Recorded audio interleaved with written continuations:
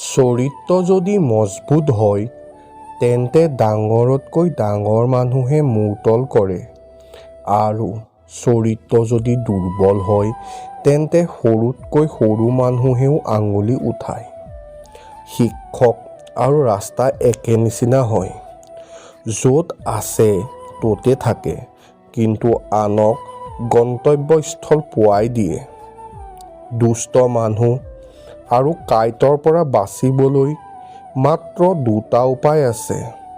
হয়তো জোতাৰে গছকি মোহাৰি পেলাওক, নহ'লে আঁতৰি যাওক। শিক্ষা মানুহৰ সকলোতকৈ ভাল বন্ধু হয়। এজন শিক্ষিত মানুহে সকলো ঠাইতে সন্মান পায়। শিক্ষাই সুন্দৰতাকো পৰাজিত কৰিব পাৰে। সেইবোৰ মানুহৰ লগত চেহেৰা সলনি কৰি থাকিলে একো বেয়া নহয়, যিবোৰ মানুহৰ অনেক চেহেৰা আছে। দুটা কথায়ে মানসিক দুৰ্বলতা প্ৰকাশ কৰে। এক, যি ঠাইত ক'ব লাগে তাত মনে মনে থকা।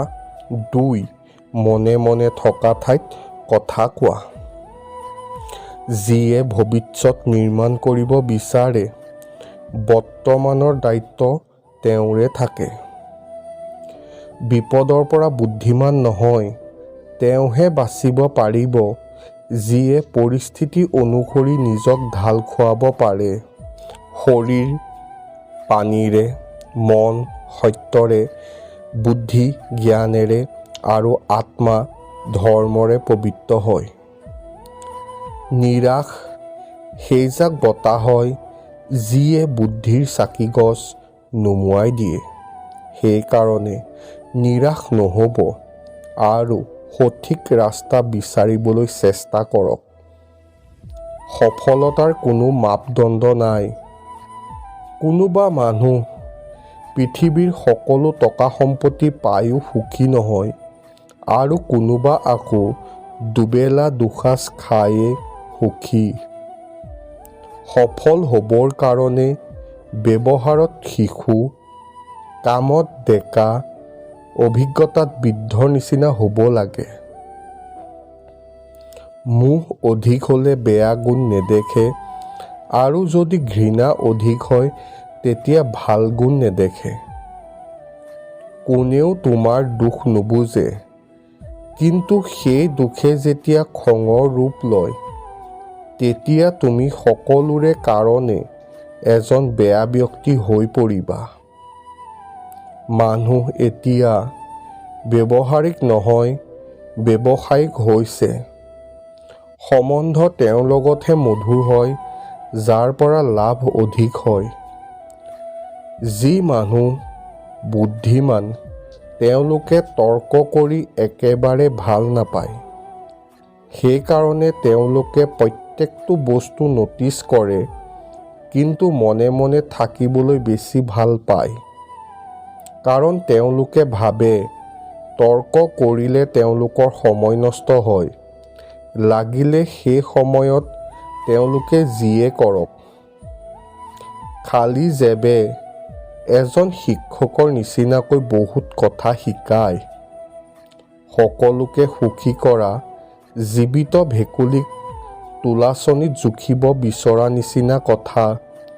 এটাক ধৰি আনি বহাবহে, আন এটা জঁপিয়াই দিব। মূৰ্খৰ পৰা প্ৰশংসা শুনাতকৈ জ্ঞানী মানুহৰ গালি শুনা বেছি ভাল। যদি আপুনি কাম এটা কৰাৰ আগত বহুত চিন্তা কৰে তেন্তে আপুনি সেই কামটো কৰিব নোৱাৰে।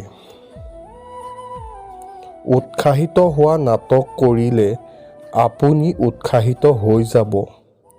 পৰাজয়ে আপোনাক পলিচ কৰে। পৰিকল্পনা কেতিয়াও কাইলৈৰ কাৰণে নহয়, আজিৰ কাৰণে বনাওক আৰু আজি দিনটো ভাল কৰিবলৈ যথাসম্ভৱ চেষ্টা কৰক। কেতিয়াও ডাঙৰ সুযোগক বিচাৰি নুফুৰিব, তাৰ ঠাইত প্ৰত্যেকটো ক্ষণক এটা সুযোগৰ নিচিনাকৈ চাওক। জীৱনক এটা যাত্ৰা নিচিনাকৈ চাওক। শক্তিৰ নিয়ম 1. অকলে থাকিবলৈ ভয় নকৰিব। 2. অতীতৰ কথাবোৰ মনত নেপেলাব। 3. এইটো বুজি লওক, গোটেই পৃথিৱীখনৰ দায়িত্ব আপোনাৰ ওপৰত নাই। 4. পৰিণাম সোনকালে পোৱা আশা নকৰিব। 5. সকলোকে সুখী কৰাৰ চেষ্টা নকৰিব। 6. নিজক কেতিয়াও বেচেৰা বুলি নাভাবিব। 7. সেইবিলাক বস্তুত সময় নষ্ট নকৰিব যিবোৰ আপোনাৰ নিয়ন্ত্ৰণত নাই। 8. আনক কেতিয়াও নিজৰ আৱেগৰ লগত খেলিব নিদিব।